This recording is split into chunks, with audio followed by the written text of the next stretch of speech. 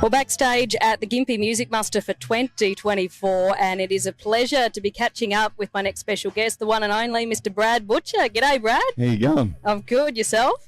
Oh, I can't complain. It's been a busy patch, but life's good. Yeah. Well, I mean, you've just got to Muster. Literally. Just a couple of minutes ago. No, it's beautiful. It's, you know what? It's busier than I ever imagined. I think this is my fourth or fifth muster over the years. Fourth. And driving in, I was like, wow, has this grown? I think it Are has. these like the biggest numbers I've ever had? I'm not too sure. I think there's something like 50,000 attendants. Wow. I think. Don't quote me on that. I haven't got the official figures, but that's been the number I've heard quoted by a few people backstage. Well, so maybe I'm onto something. Oh my goodness me! Now you've got a couple of shows here while you're on site. Yeah, Sunday's the day. Tomorrow, I'm doing the cake and cordial session at 9:30 tomorrow morning. Don't ask me which venue it is. I've still got to work all that out. I'm having a chat with Felicity Birkett, who's sitting just over there at 1 o'clock tomorrow. Again, venue, I need to figure that out. And then at 6:15, I know I'm playing at the Muster Club with the band. So that's my one band show tomorrow night, 6:15. Yep. Yeah, and that's basically my muster. And looking forward to it. Can't wait. Yeah. Oh, I'm pumped to be back here. Yeah. Look at the weather too. I know, it has turned it on. I mean, Gympie can be one of those funny festivals where it either can be stinking hot or it can be wet and nice and muddy. Or freezing cold.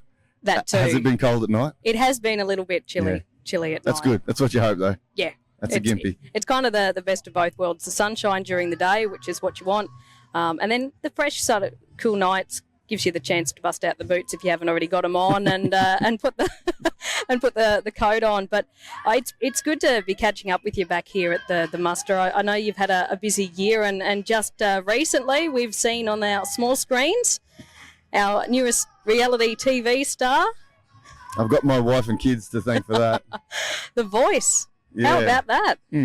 Yeah, they signed me up for it last year and without my knowledge, and then anyway the phone call came in and I thought we'll see what happens here, and look, I'm so glad they did. The last few days have been quite amazing. The response to one song, a minute and a half. You can gig for 20 years and then sing one and a half minutes of a song, and all of a sudden they're like, "Oh, who's this guy?" Yeah. So that was cool. They sit up and take notice, spin their chairs around.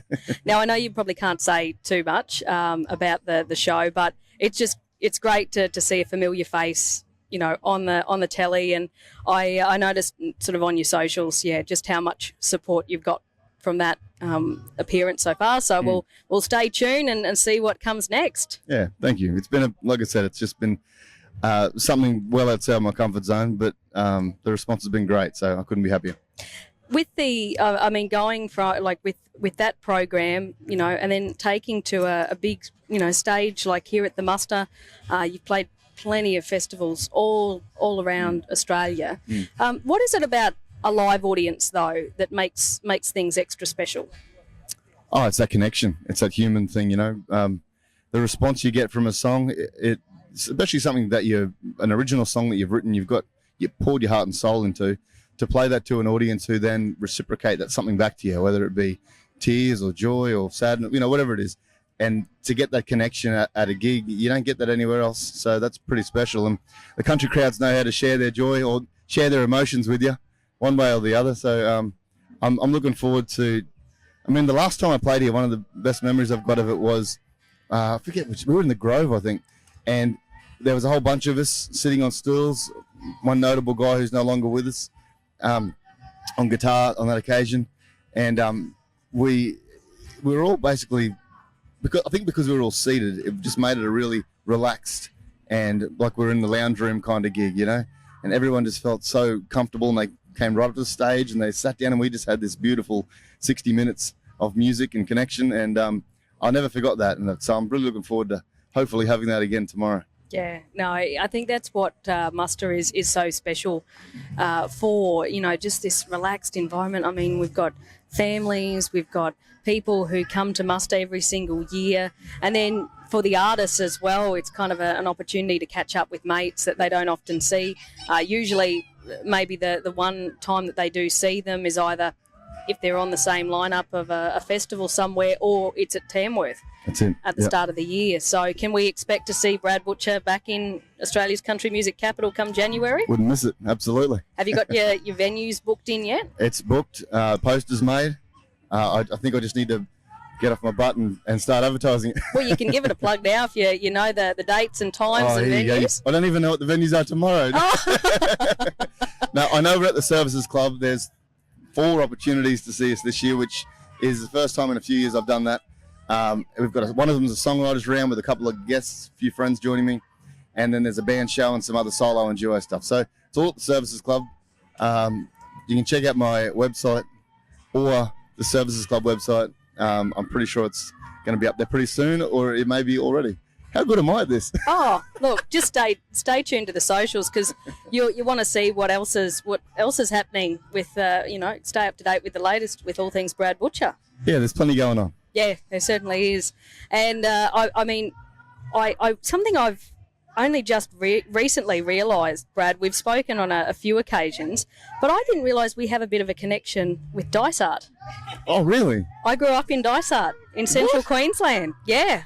I did not realise that until I was at Country on Keppel back in July, and I was sitting in the audience there at that country music festival. You were playing the acoustic set on the Sunday, and my mum and dad came over for the trip, and my mum and dad said, "Oh, Brad Butcher.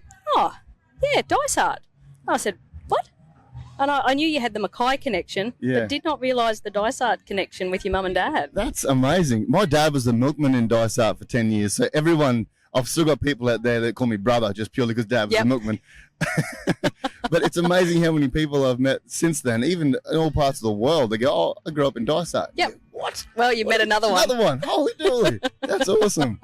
Oh, man. So, I thought I had to, next time I was talking to you, I had to make sure I made mention of that because I thought, how many times do you bump into someone else that's got a connection to Dysart in Central Queensland? That has blown me away, honestly. Yeah. You do see a lot of people migrate from those coal mining towns to Yeppoon, to Mackay and Rocky and that. So I'm not surprised to meet people in those areas, but what the hell? Oh, that's cool. Yeah, well, Brad, I'll let you go because I know you've got a busy schedule talking to other media and, of course, getting prepared for your gigs here. But thank you for your time, and I look forward to catching up with you again real soon. Always my pleasure. Thank you. Cheers. Thanks, Brad.